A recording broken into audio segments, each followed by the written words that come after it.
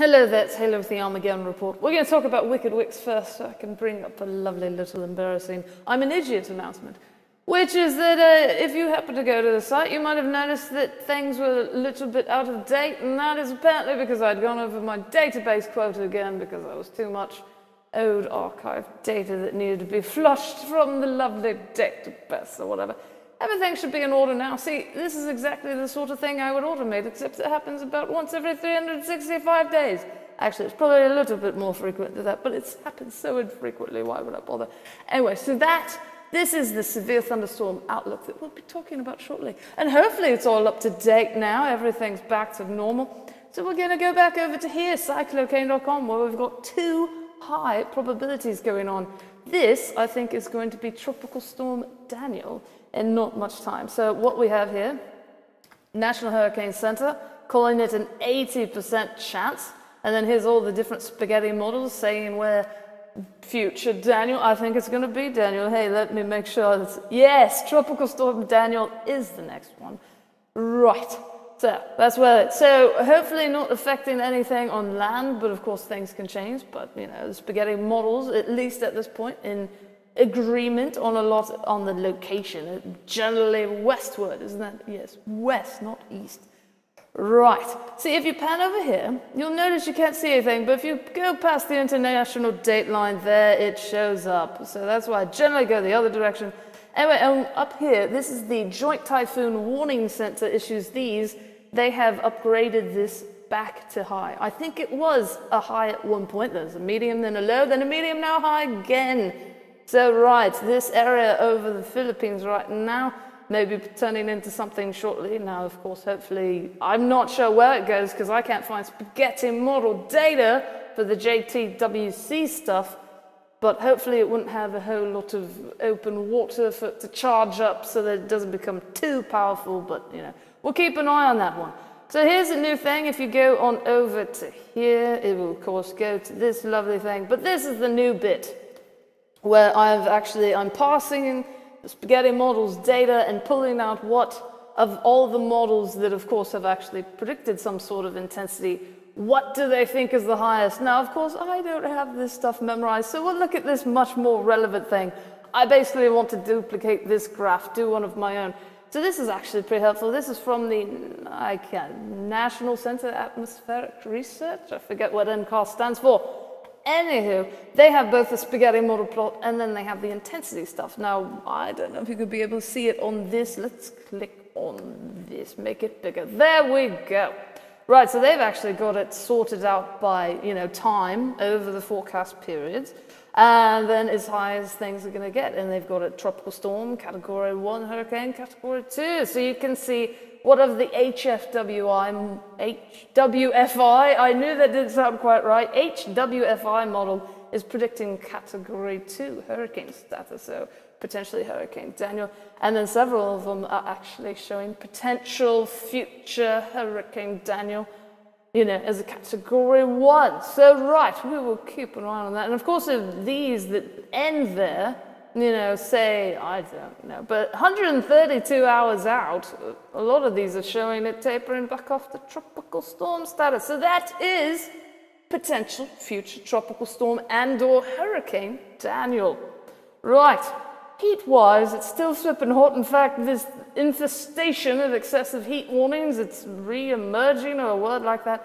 I believe right here was it yesterday, and now all of these pink, darker pink, as opposed to this type of pink. There's way more excessive heat warnings. This up here in Michigan, of course. Also a lovely excessive heat watch. So they will have this lovely color soon. And all of this peach type stuff, heat advisory. So what is that? A red flag warning, I think.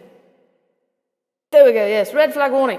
So over here is where dangerous fire conditions exist. So don't set anything. Of course, that's going to be fun for July 4th, you know. Set the whole ground on fire. By the way, most of the country seems to be in a drought right now, so you shouldn't be setting things on fire anywhere.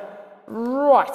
So, to go back to Wicked Wicks, where we've got a severe thunderstorm outlook, and yes, this should be the most recent one or something. 15% chance of winds, 15% chance of hail, just a 2% chance of a tornado. We'll look at the mesoscale discussion that's in effect right now. But for damaging winds and large hail will exist this afternoon and evening. This is eastern Montana area.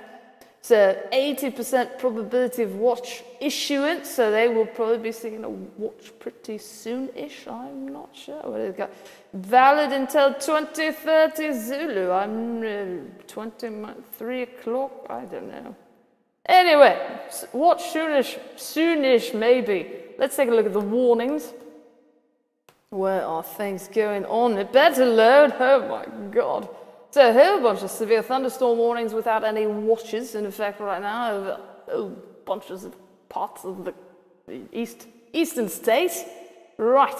So that's what's going on with that right now. And of course, as of the time you're watching this, it probably won't be in effect at all. So, wind map. Here is where we see the specific probability of wind. I can't get my words out today, right? So here's just slight risk areas, and then of course, most of the eastern states affected by a 5% chance of severe winds.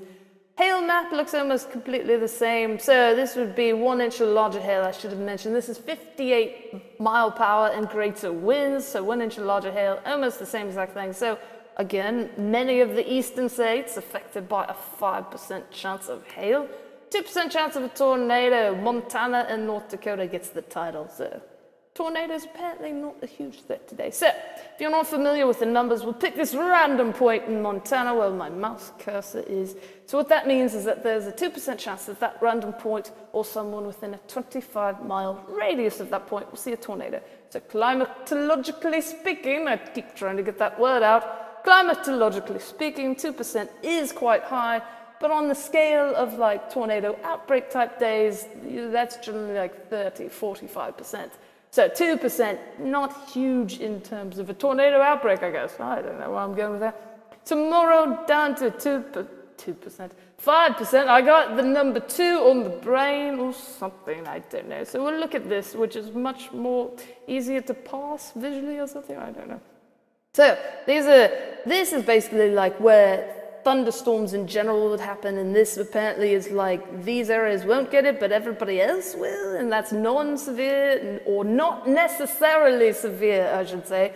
This is actually the severe weather probability map. So 5% in all of these 5 different areas. Day after tomorrow, also 5%, and of course they don't issue non-severe thunderstorm areas for day 3, so we'll just look at this. So this is the probability of actual severe areas, so 5% over here, 5% down there. Days 4 through 8, we're still with the predictability too low, so yeah. Severe thunderstorms then would be on the horizon, and you could read that yourself if you actually understand it. I seldom ever do, that's why I don't read it. Anyway, days 4 through 8, that means there is severe thunderstorms expected, but timing and a location not yet certain enough. Yes, severe weather TV. Uh-oh, is that out of date again? I don't even know what day it is anymore. I guess I need to update that. Anyway, severeweathertv.com is the official home of this screencast, which is slightly less updated than YouTube, oftentimes or something. So yes, Wicked Wix is wickedwx.com. You can go there for severe thunderstorm information. Of course, when we're not having database problems that were, should have been fixed. Anyway, and then of course cyclone.com, where you can get your spaghetti, and of course my browser does that every so often. I have no idea why. Where you can track the Eastern Pacific threat, right, or the current threats that are in the Eastern Pacific and the Northwest Pacific, and see if they turn into something. Who knows? Anyway, that's it for today. Hope you're enjoying whatever today is. Is it Tuesday? I just fall out of the calendar. I have no idea what day it is. Enjoy it though, would you please?